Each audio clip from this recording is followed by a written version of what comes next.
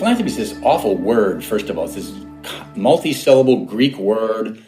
And then it just kind of feels like something that old people do when they're about to retire.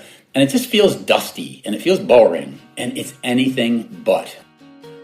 Hi, this is Frank Blake from Crazy Good Turns, the podcast that recognizes and celebrates people who do great things for others. As regular listeners know, we often give away books as part of our thank you to our guests.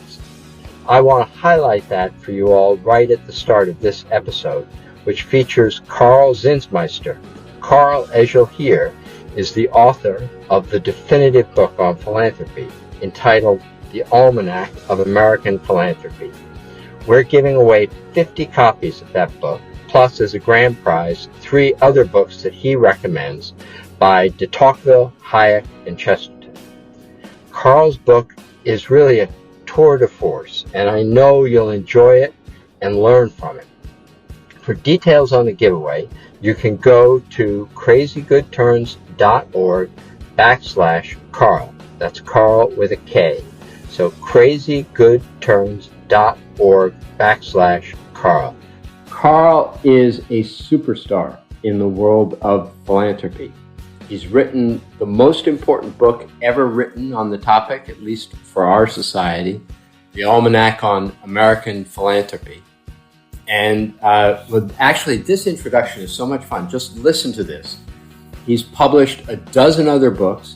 He's written hundreds of articles. He worked at the Philanthropy Roundtable and the American Enterprise Institute. He did a stint in government as the domestic policy advisor to President George W. Bush.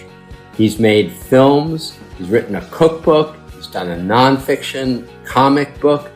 He's fixed up houses for a living, which that connects to me because of Home Depot. He was an embedded journalist in Iraq. I mean, the list goes on and on. It is incredible. He is now the Chief Innovation Officer at Anonymous Philanthropy, LLC, where he acts as an advisor to major donors to help them design and implement effective charitable projects. Really could not have a better guest for Crazy Good Turns. So, welcome, Carl. Really nice to be with you, Frank. Well, what a treat. So look, I want to start with the first question. You've done so many different things in your life, writing, business, government. What's the story around your deciding to focus on philanthropy? Yeah, well, my mom used to say I can't hold a job. So it's not accidental that I ended up in philanthropy, because that's kind of the same story with philanthropy, Frank, as you know, is that philanthropy is not one thing. It's about a million things. It touches the arts. It touches medicine. It touches education. There are local aspects to it. There are national aspects to it. It's just this huge, varied undertaking that's really a perfect match for me.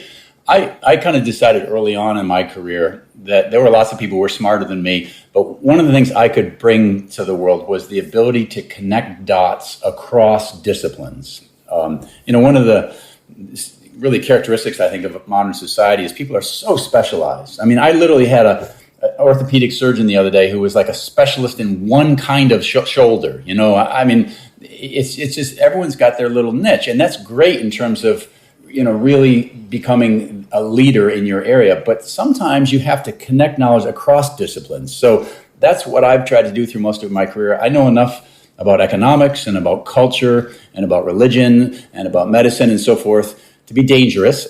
And then I'm able to sort of see how these fields relate to each other. And so that was really an ideal preparation for philanthropy. So I love a quote. I think I'm getting this quote right from you, where you say one of the things you do is you try to truly think originally, drawing on ancient wisdom. And with that in mind, what conventional idea about philanthropy do we have that is most off base? Oh boy, that's a long list, Frank. But I think the first one I would say is there's this notion, especially today. This is a more recent mistake, but there's a myth in the air today that philanthropy is the billionaire boys club. It's Bill Gates and Jeff Bezos and these super Bigfoot donors. Well, guess what, folks? Those large donors are actually a minor portion of the total flow of funds in this country. There's a bunch of ways you can look at that. One of the simplest ways is foundations. Everyone talks about the Gates Foundation, the Rockefeller Foundation, the Ford Foundation. Well, all the foundations in this country put together only give out about 15%, 15% of our charity. The rest comes from individuals. And, it's a kind of a crowdsourcing phenomenon, Frank. Because we don't see these small gifts, you don't notice them. You obviously notice the $10 million gifts. You don't notice the $100 gifts, except there are millions and millions and millions of them. About more than three quarters of all Americans participate in philanthropy in a given year. And so do the math. That's like 270 million people, and they give an average of about $3,000 each. That's a massive, massive pile of money that's coming really from the grassroots up. Was this something that you uncovered as you were doing your book, The Almanac on American Philanthropy, or did you kind of know this going into it? No, I will confess I was dumber than dirt. I was as surprised by this as anybody. I'd absorbed a lot of the conventional wisdom, and I did know that what we call civil society is a huge part of America. This is something I hope we can talk about a little bit later, Frank, is how unusual this instinct to give away money voluntarily is. It's a really distinctively American thing. And so I knew that, and I knew that we solve problems through private giving much more than the Europeans or the Asians do. But I did not fully understand how much of a grassroots phenomenon it is and how important the small givers have been traditionally. Let's get into that now, because there's also a quote in your book, which I think is a great quote, that it goes something to the effect of, most people think Americans are generous because we're rich, but actually we're rich because we're generous. Would you expand on that? There are just a huge number of cultural problems, social problems, economic problems in this country that get fixed before they even rise to the level of public attention. And that's the dream. Obviously, if something becomes so egregious that it's going to just weigh down our whole society, then you've got to have a government mobilization. You've got to have a bill. You've got to have a law. But in this country, an awful lot of stuff gets taken care of before it ever accumulates in that way. And it happens on a local level, usually. By local, I mean anything from, your small town up to your state, up to even the nation, but done through private operators. So that has really been one of the secrets to our success, is that we've been able to fix things organically without waiting for some knight in shining armor to ride down the road and fix things for us. Alexis de Tocqueville, one of the famous observers of American society back in the 1830s, still is read today as kind of a classic understander of what makes America distinctive. And when he came to this country, Frank, he was just astonished that everyday people just gathered together and took care of things. And he said, he has some really distinctive quotes. He says, the things that in England would be fixed by a lord, or which in France might be taken care of by the national church. In the U.S., people just do these things themselves. If the town needs a school, they build a school. If there's some problem with the roads, they get together and they fix the roads. Now, obviously, that's evolved over time, but that impulse is still very much in place, and it's been one of the really secrets to the success of our society. Do you think, as you look over time, is our philanthropic bandwidth increasing or decreasing? Are we able to do more, or is it getting more constrained? That's a really interesting question. The first thing that strikes you when you look at the ratio of how much of our disposable income do we give away every year, it's been remarkably stable. That has really not changed much since like World War II era. We basically consistently, no matter how rich we get, no matter whether there's downturns or upturns, no matter politics or changes in culture, our charitable impulse has really been steady. So that's the good news.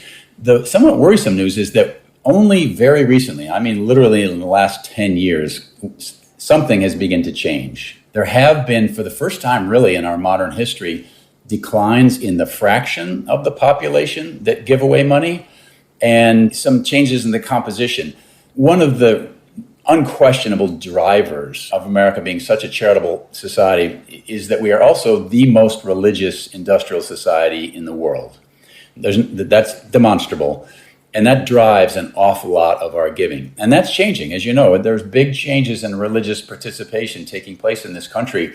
And it's beginning to be reflected in slight declines in charitable giving. And that worries me because, as I say, this has been kind of our distinctive, really distinctive national element. And if we suddenly start to look much more like the Europeans or the Asians on this front, I think other aspects of our society that we've always been proud of could also evaporate.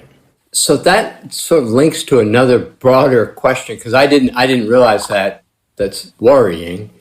One of the things you point out is that altogether our philanthropic efforts are, I think you say almost $1 trillion or roughly $1 trillion. Why do you think it's been studied so little? That is such a good question. So I got into this, Frank, somewhat like you, as a kind of later in life career. I worked as a journalist, as you pointed out in my introduction, for a lot of years. My most recent job prior to getting into philanthropy was in the White House. And, I thought I understood American society pretty well. And when I got into this and realized that donors didn't just do the famous things like help cure polio and help homeless people, they do all that, but they also do things like, it was a donor who invented the American radar industry during World War II and helped win World War II. It was donors who saved all of our great founding fathers' houses, not the National Park Service.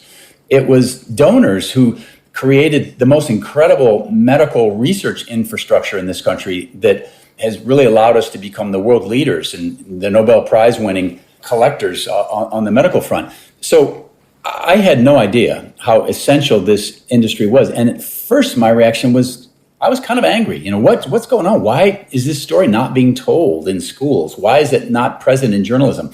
Why is the presentation of philanthropy in popular debates often so cramped and so crabbed? It's all about, rich people and they're mean or they are just vain and they want their name on a building. And some of those things are true, but there was no kind of broader picture that really captured this incredibly fertile, creative part of American society.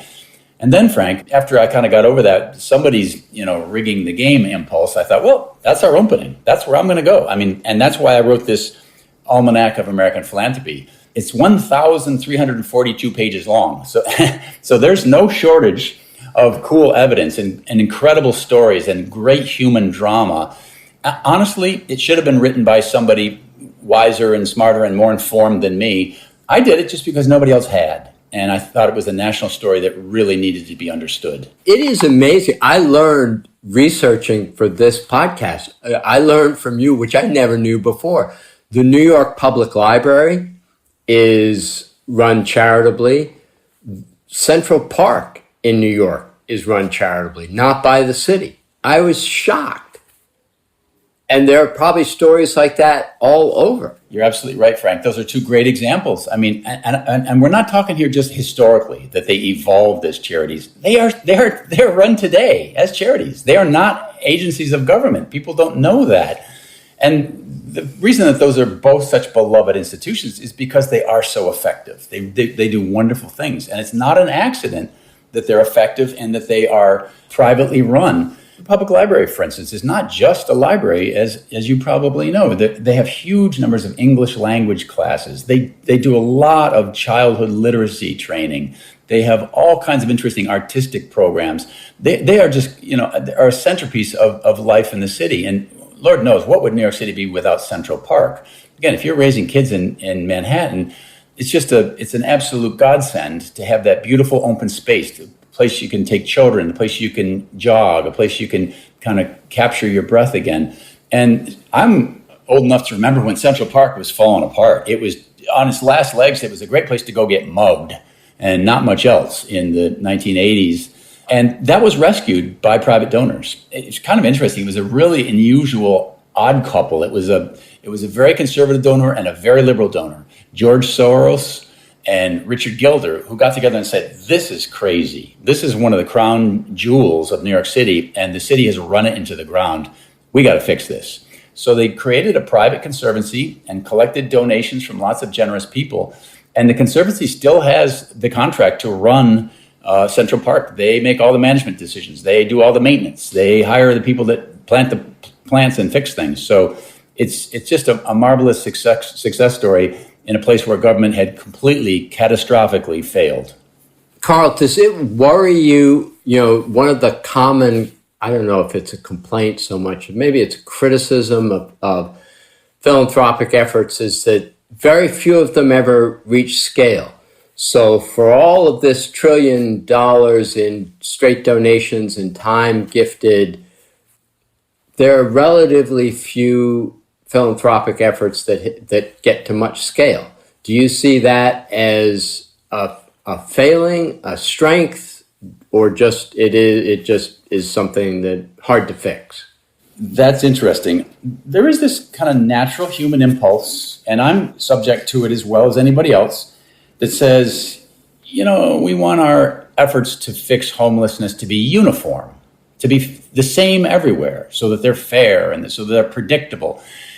But it's only when you start thinking about that, Frank, you realize, actually, that's a terrible idea. That particularly when you're talking about sort of humane work, when you're talking about work that touches human beings in intimate ways. So things like education or a lot of social services or fighting addictions, those kinds of really tough social problems, one size does not fit all. It really is not a great idea to have a single formula because nobody's average. Everybody is different in different ways.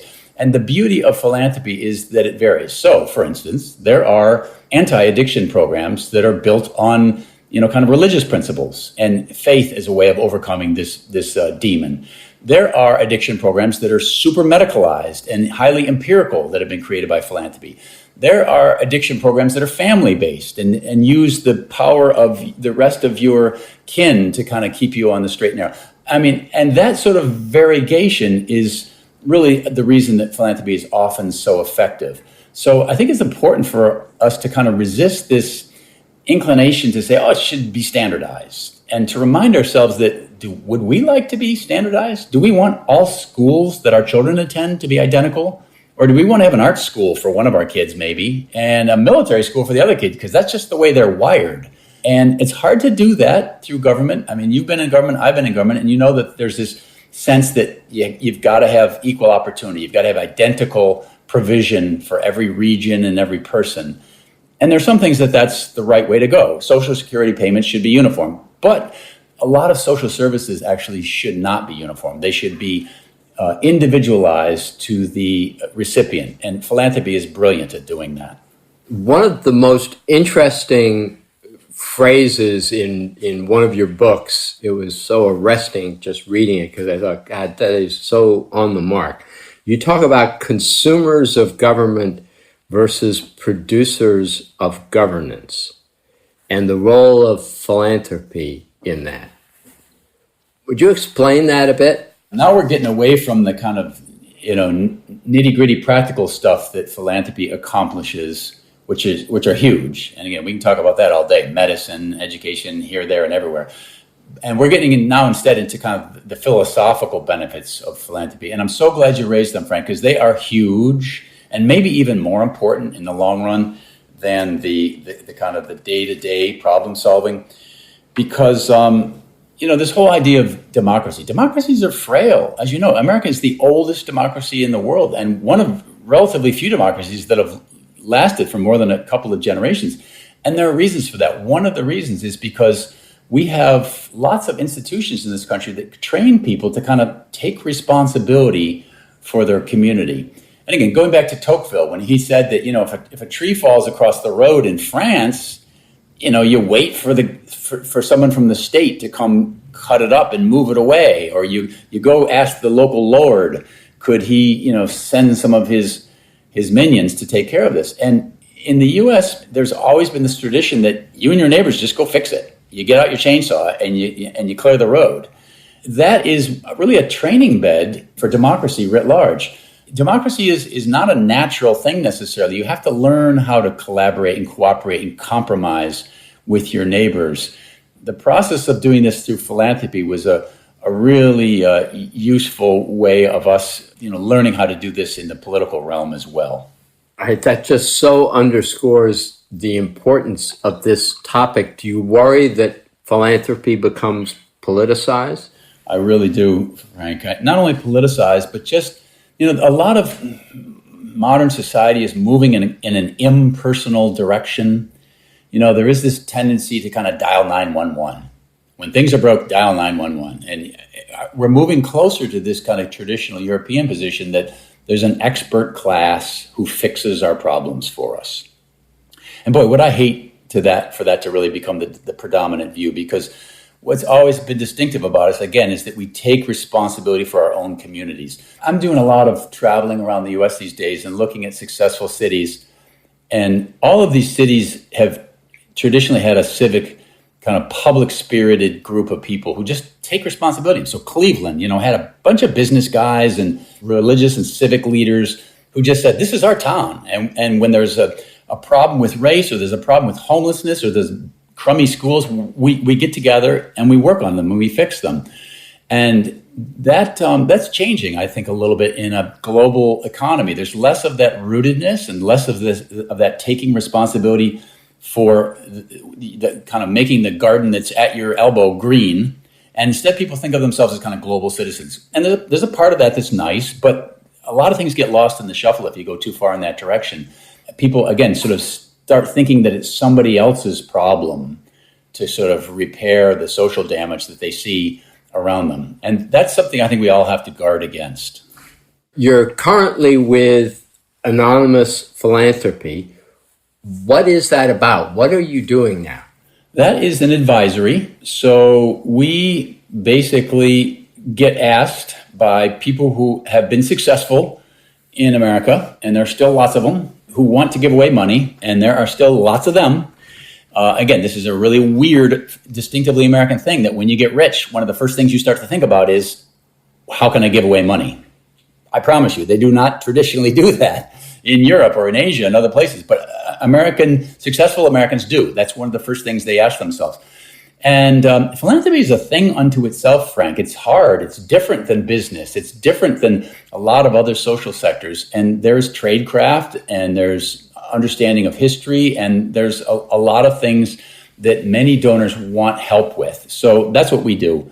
So just to give you an example, right now I am in South Carolina, where a very wealthy and very generous gentleman owns a house and a business down here. And honestly, Frank, I think it started when he just began talking to some of the low-wage employees at his business and realizing that things weren't always rosy back home, and that bothered him, and he wanted to help. So he has asked us to design a program that can help really energize a rural county and a half, let's say, region of South Carolina, down in the southern part of that state. So I'm taking this deadly seriously. I mean, this is people's lives we're talking about. We're not going to kind of come in and play the puppet game and pull people's strings or dabble for a while and then disappear. I think it's very important to do these kind of things responsibly. But, bless his heart, this is a guy who really wants to help in an area that has been jumped over by a lot of American prosperity for generations. This is a place that did not have good schools, that did not have a great economy. And people are hurting in a lot of ways. So we're going to work on education and on medical care and on family reinforcement and other things and see if we can really make a difference here. And as you roll up your sleeves and get into it, do you get more encouraged by the ability to achieve the objectives, or go, oh my gosh, this is just so vast? Even with massive resources, it's too much of a struggle. That's partly a temperamental question. As you made it clear when you introduced me, a lot of my career, I was doing the play-by-play announcing of the baseball game. I was standing up above at a height and looking down and sort of describing what was happening. So that's what I did in some of my journalism when I wrote these books. Even when I was in government, to some extent, when I was making policy, I was kind of working from my knowledge of prior experience and kind of abstracting from that, generalizing from that, theorizing from that and trying to come up with broad policies. What I'm doing now is I'm playing baseball. I'm right down on the field, and it's radically different, and I'm really enjoying it. It's tremendously fascinating. And, if you have a kind of messiah complex and you think you're just going to swoop in and change everybody's lives, you could get disappointed and you could get hurt, and other people could get hurt. So it's very important to approach this with some humility and realize that, everyone has good things and bad things in their lives. And what you really want to do is extend opportunities. You want to make it easier for people to design the life that they want. And with that, Frank, I just almost feel like we can't fail. We might never get this particular geography to paradise, but I know we're going to make things much, much better for thousands of people, real life people. And that's really thrilling. There's a quote in the Almanac of American Philanthropy where I quote Mother Teresa, and she says, I never think about crowds. I think about individuals. And, some people, they like to do wholesale. They like to think about crowds, and they like to work on a mass scale. And I do that sometimes. I get the satisfaction of that, the big scale. But there's also just something unbeatably wonderful about working with individuals, working in one county, working in a particular town, building relationships, making friends, seeing those children change as you work with them. So I think they're both valid impulses, and lots of philanthropists draw on each of them. And I'm just kind of in one phase of my life right now. What has been the biggest positive surprise for you from your work in South Carolina? I have to say, first of all, that people who don't live here would care. Again, not to be taken for granted that we are a country where, it isn't just this one donor who got the ball rolling. We're now looking at involving other donors who live in places like Colorado and Montana. And they get really excited when they hear that there's a chance for them to really lift up another fellow American and change the direction of their life in a place that's 800 miles away. I just think that's beautiful. As you know, I was an embedded reporter in Iraq, and the Arabic world is just such a radical contrast. I remember specifically, I went out with this civil engineer, an army civil engineer, who thought he was delivering great news to a local sheikh. They're the kind of the tribal leaders in Iraq. And he said, we're going to put in a new underground sewer here and clean up this awful, flowing sewer you have in the street. And it's going to go right down by your house here. And then it's going to go another mile that way and take a turn. And he stopped the officer. He said, no. You need to stop the sewer right here at my house.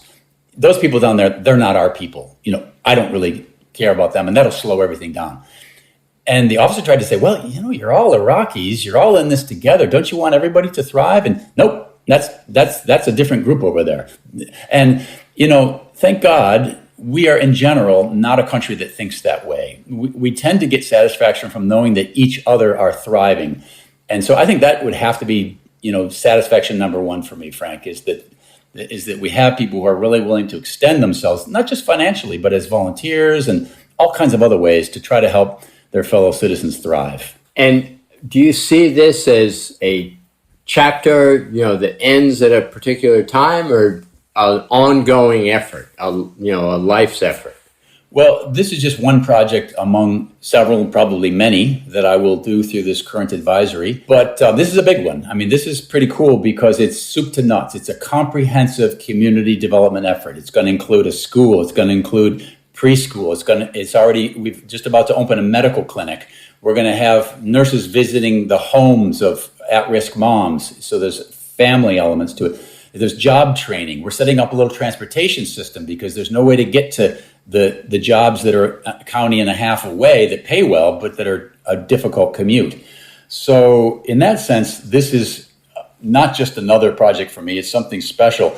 I'll tell you one of our real kind of secondary goals here. Obviously, the first thing we want to do is help the tens of thousands of people that surround this project, that live right here where I am sitting right now. But the secondary goal is to kind of create a template that other people can copy. And this is what philanthropists do all the time. They work on two levels. They want to help a particular geography, but they also want to prove a principle that can then be transferred to other places. So we're working in a rural county where a lot of people say you can't have a really high quality charter school in a rural county. You can't set up a cool transportation system in a county that small and that isolated. You can't really do cutting edge, family reinforcement in a place that doesn't have major hospitals and doesn't have all kinds of experts. We're going to try to prove all those guys wrong and show that it can be done in red America, if you will, in rural America, which really kind of got skipped over by the last generation of prosperity. We had an economic boom in this country that was great if you live in a city over the last generation. If you lived outside of cities, it hasn't been such a pretty generation. And what we're going to try to do is create a model that can be transferred to not just South Carolina, but to Missouri and to Louisiana and to rural Minnesota and you name it, and try to, again, climb another mountain and solve another problem in this country with some initiative and some inventiveness. That is phenomenal. Personal question. Who has done a crazy good turn for you? Who's someone in your life that you say, boy, this person might not even know it, but they changed the direction of my life? Well, I don't usually do this, but I'm going to be honest with you. I was a knucklehead about religion until I was in my 30s. I just was all wrapped up in myself and really focused inward and all the problems that a selfish person can make. And then I met a guy who really helped change my life. I was beginning to be receptive, but he really helped transform me. He was a second career pastor, all right? His first career was as an insurance agent, and he ran an effective insurance agency. And then he just decided, you know what, I want to do something different. I want to do something else. I feel a calling, a real mission to devote myself to other people. And that's a kind of a philanthropic impulse, if you will. And he became a pastor. I think he freaked his wife and his kids out. His kids were still in high school. His wife thought this was not going to be a very good way to make a living, which it isn't. But he did it. He did that. He went to seminary and he got ordained, and he took over a little country church where I met him. And he was such an inspiration to me, Frank, and he really helped me just kind of stop staring at my own navel and to look outward. That's the beauty of the centerpiece of the Christian message, is that you are not what the sun revolves around. You have to think about other people. You have to think about the interests of your neighbors. You have to think about the least and the lost. So that was kind of a real life change for me, and I think, no question, it's one of the reasons I'm in philanthropy today, and the reason I find it so satisfying. And it's such a wonderful bridge. This part of South Carolina where I'm sitting, Frank, is about, it's majority African-American. And again, African-Americans who've really not had a very fair shake in life, if I may say. They've had some tough goes of it. There are lots of Hispanic immigrants down here who are working in the golf courses and the hotels and the leisure industry that's growing up in South Carolina. There are just all kinds of people here of different backgrounds. And one of the things that really unifies us is religion. I was in a Pentecostal church for literally a 6-hour service a few weekends ago. And it was totally comfortable. I was the only white person in the church, but they welcomed me and I welcomed them because we had a common language. So, it doesn't have to be religion. There are lots of ways, I think, to build a bridge with your fellow citizens. But when you finally get off the island and you're not totally alone, and you figure out a way to connect to other human beings, whether it's through religion or through philanthropy or through some other impulse, it's really a beautiful satisfaction. At least it has been for me in this later part of my career. Carl, one of the things we do on this podcast is I'll ask guests what are their 3 favorite books, and then we do giveaways for the people who listen. And if you were to say, here are the 3 books that you'd like to give away to a group of listeners, what would those 3 books be? Oh, you're ambushing me here. I'm a reader. I'm such a dinosaur, such a fossil. I have thousands of books and I just love them all. But fair enough. Let me just kind of wing it here, and I'll throw a couple at you. One is easy. I've been talking about Alexis de Tocqueville, and he wrote this just brilliant book called Democracy in America. And even though it's going to be 200 years old here in another decade, it's still incredibly timely kind of snapshot of what a cool country we have. What an unusual country. So that would be one for me. Another one would be Friedrich Hayek. He wrote lots of books, but The Road to Serfdom might be the one best known. He was basically warning people that kind of a little bit what I talked about earlier. He said, if you really want somebody else to take care of you and make sure you're secure and make sure you never fall down and skin your knees and that your life is totally safe, you're going to ultimately have a tyrant standing over you. And he pointed out that freedom and independence are kind of related to each other.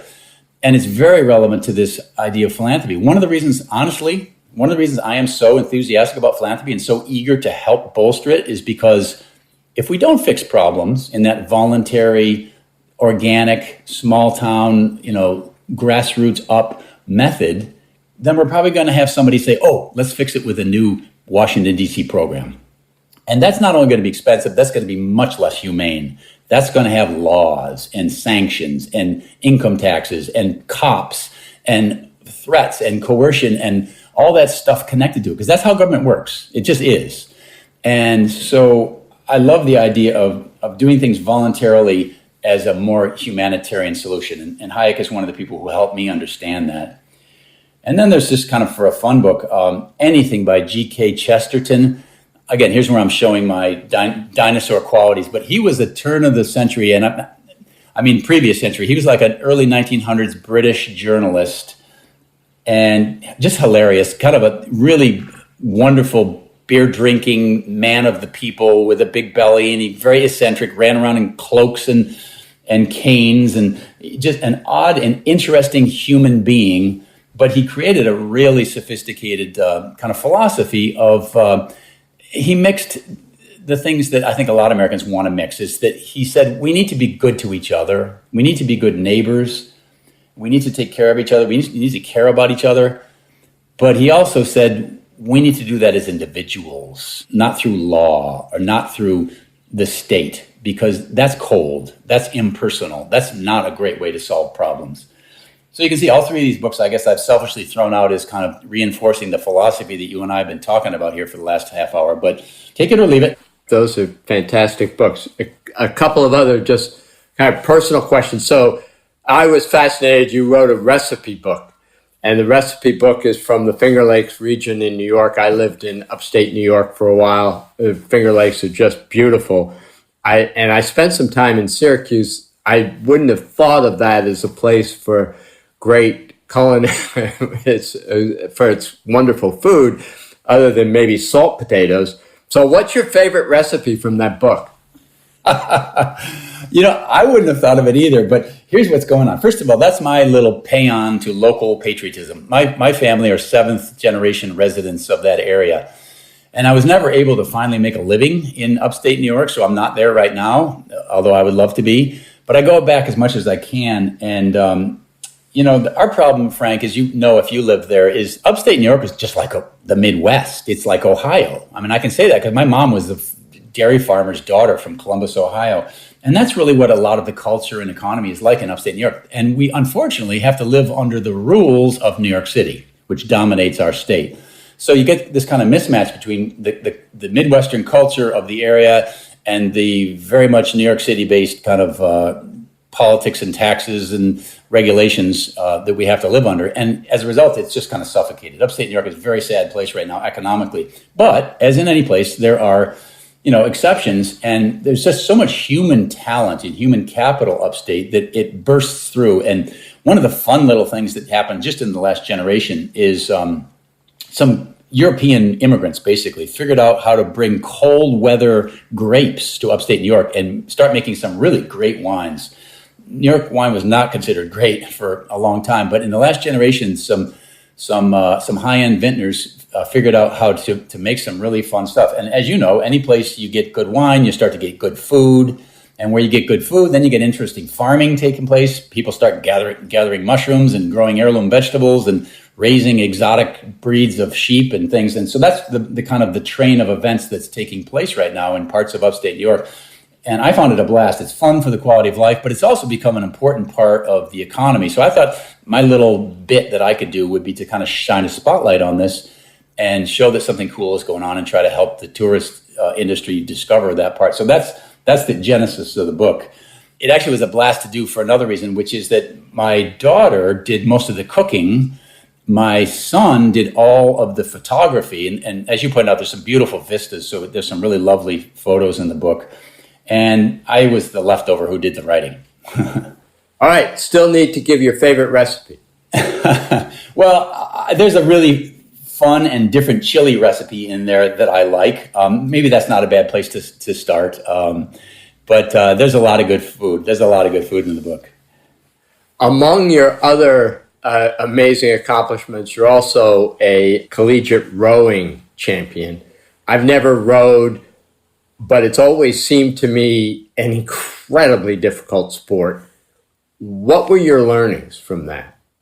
Oh, you're a sweetheart to ask me that. Thank you. That was about 120 years ago, by the way. But yeah, I mean, here's the real story there. So I was a small town boy who went off to Yale and just kind of was a fish out of water.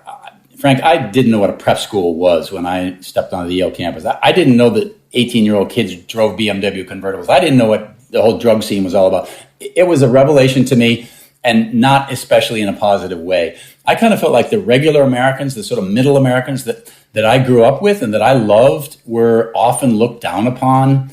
And, you know, I was immature. 3/4 of it was me, but 1/4 of it was them.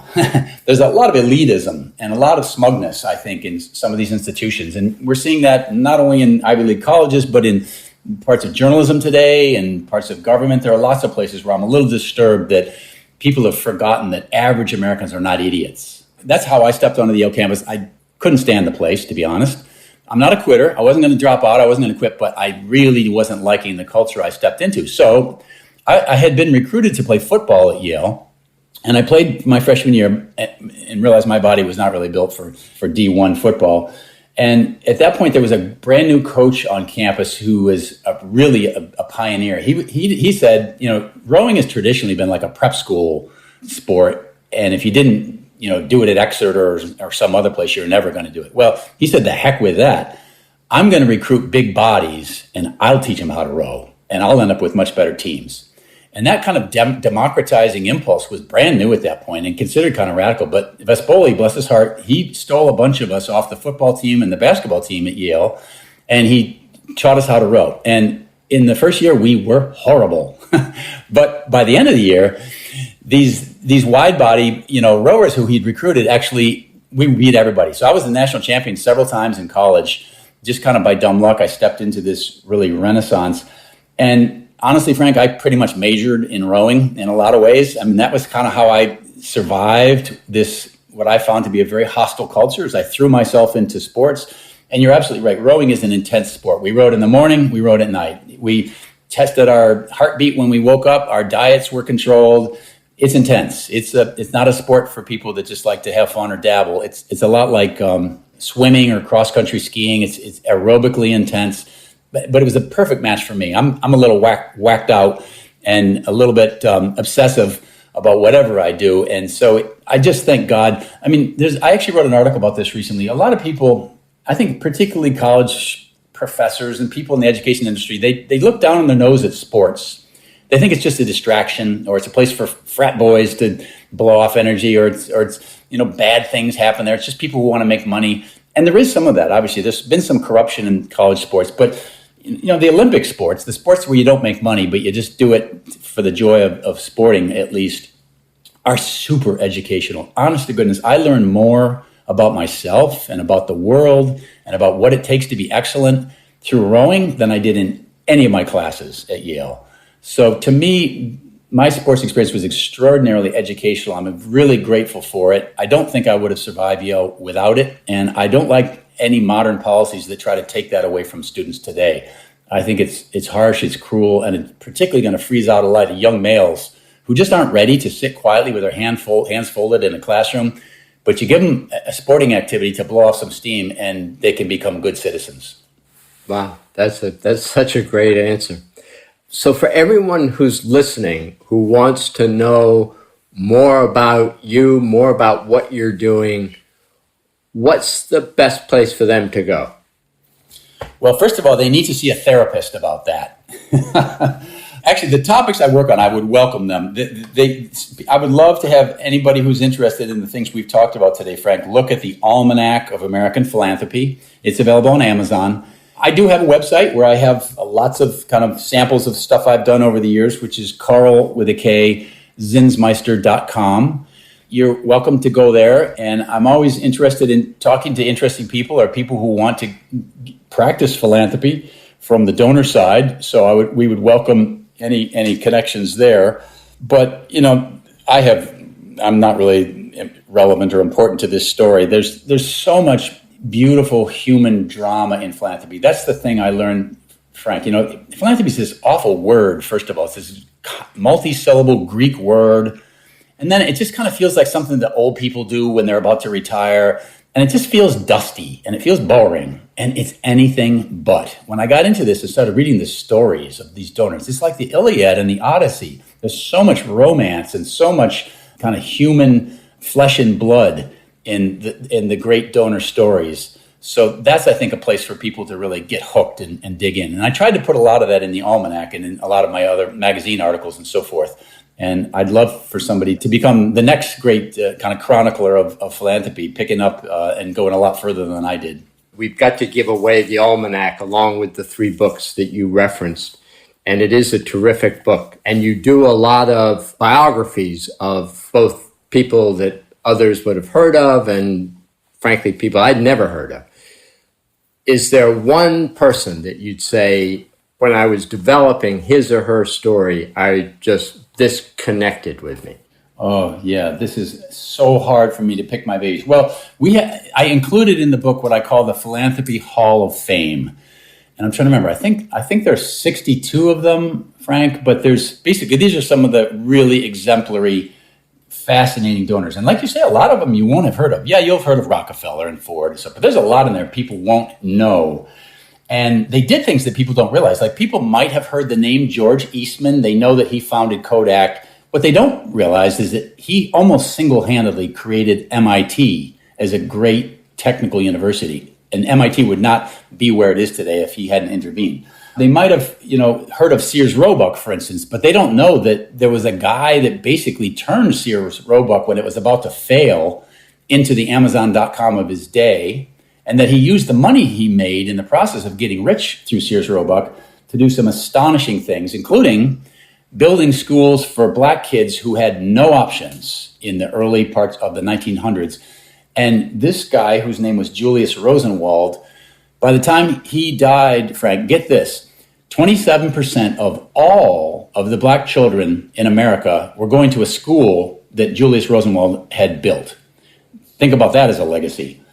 But if they were just going to read one, though, I think the one I might steer people toward the most is a woman named Osceola McCarty. And she was a Mississippi woman.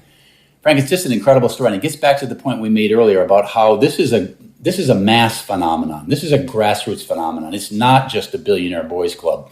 Osceola McCarty was a laundry woman in Mississippi. And I don't mean she put things into the washing machine. I mean she had a scrub board and boiling pots over wood fire and 100 feet of clothesline. That's literally how this woman made her living until she retired in the 1980s.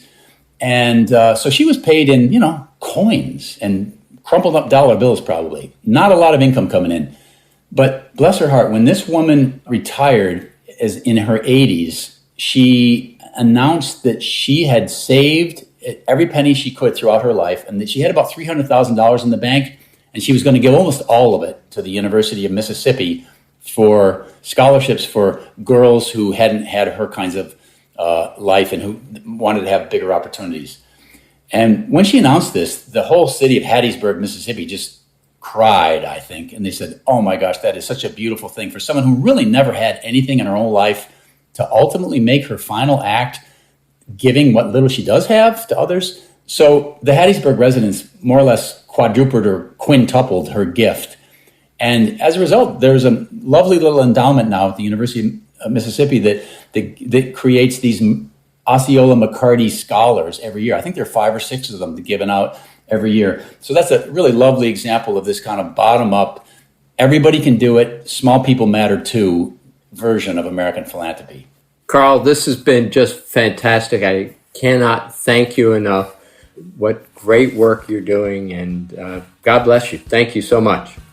Likewise, my pleasure. I hope you all enjoyed listening to Carl Zinsmeister, a truly exceptional and thoughtful person. And thank you also for listening and for being part of the effort to celebrate and recognize people who do amazing things for others. I want to take this time to thank our production team, Stephen Key, Jordan Bornstein, and Megan Hanlon, as well as Score. They do a great job producing these podcasts. And I look forward to bringing you our next episode. And until then, this is Frank Blake, thanking you all very much.